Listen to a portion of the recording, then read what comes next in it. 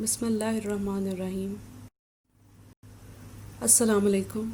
I am Fahmina Umar, Divisional Public School and Intermediate College, Lahore. Dear students, this lecture is an introductory lecture of biology for pre-Cambridge class. In this lecture, we'll discuss what actually biology is. The word biology has been derived from two Greek words, bios meaning life and logos meaning knowledge. So, biology can be regarded as knowledge about life. By definition, biology is the science of life, an organized study of living things, and all theories and processes pertaining to life. Science of life means in biology we study all those aspects, theories, and processes that support life and differentiate living things from non living things.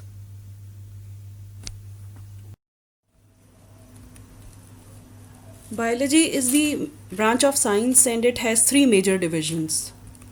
That is zoology, the study of animals, botany, study of plants, and microbiology is the study of those organisms that are invisible to naked eyes and can only be seen with the aid of microscope. Such organisms are called microorganisms. Microorganisms include bacteria, protozoans, fungi, some algae, and viruses. All these organisms are of microscopic size, and despite of their huge abundance on earth, we cannot see them without the help of microscope. Now, let's discuss some characteristics of living organisms. Living organisms are made up of cells. They respond to their environment. They grow and develop, obtain and use energy. They reproduce and increase their number. They show different levels of organization. Now, what do you mean by different levels of organization? Look at this picture. It shows that living organisms starts from a single cell. These cells join together and form tissues. Tissues work in coordination and form organs, for example, heart. These organs collectively constitute organ systems, and these organ systems coordinately constitute life. For example, in the body of an animal, different organ systems, for example, blood circulatory system, respiratory system, nervous system, skeletal system, etc., work in coordination with each other and support the life of that animal. You can see in this picture how living organism starts from a single cell and gradually attain complexity. That is, they form tissues, then organ systems, and ultimately the organism. So, these are the characteristics that differentiate living organisms from non-living things. As you know, non-living things are not made up of cells. They do not respond to the environment. They don't grow and develop. They cannot obtain and use energy. They do not reproduce and increase their number. And they not at all show different levels of organization in them. Now, let's discuss the role of microscope to revolutionize the field of biology. Microscope is an instrument that has enabled us to analyze organelles present inside the cell. When cells were first time observed by Robert Hooke, they were considered as empty compartments. It's microscope that enabled us to analyze the organelles present inside the cell. In this picture, you can see the plant and animal cell and variety of organelles inside the cell, all by virtue of microscope. The world of microorganisms has also been discovered by microscope. Further, study of pathogenic organisms. By pathogenic we mean disease-causing microorganisms. We are now enabled to fight the diseases they cause. For example, bacterial, fungal, and viral infections, both in plants and in animals.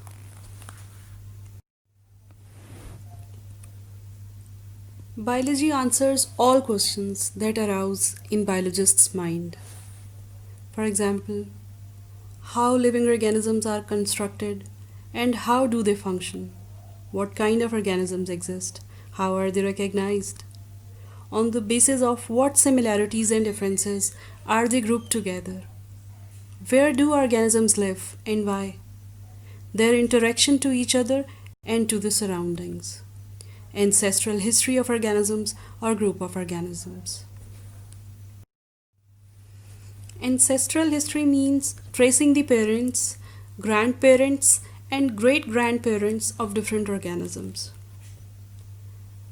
By the help of this picture, you can understand how your ancestral history can be traced and knowledge about your forefathers can be gathered.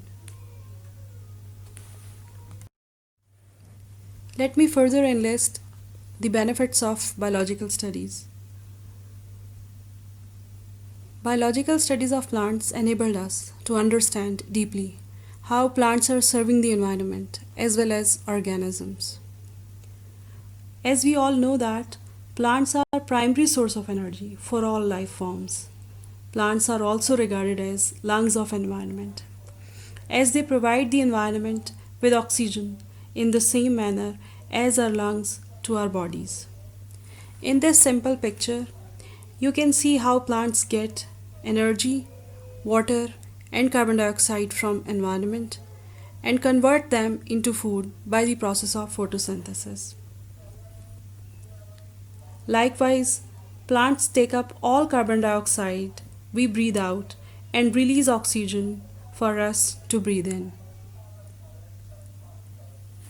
Biology enabled us to devise techniques to increase food production to meet the needs of increasing human population by careful study of plants and soil, improved techniques in animal husbandry. Biology provides us the knowledge of evolution. Evolution can be defined as the process by which different kinds of living organisms are believed to have developed from earlier forms during the history of Earth. This picture gives you a short glimpse how man has evolved from its lower forms. Biology enables us to carry out comparative study of animals for better understanding of life processes.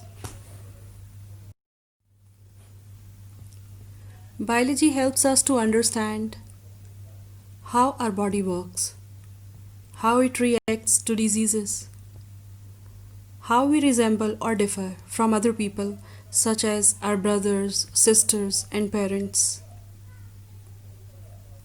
So we can say, biology is the study of our own selves, being living organisms. Biological studies help to control pests. Pest is a destructive insect or other animal that attacks crops, food, and livestock. For example, locusts.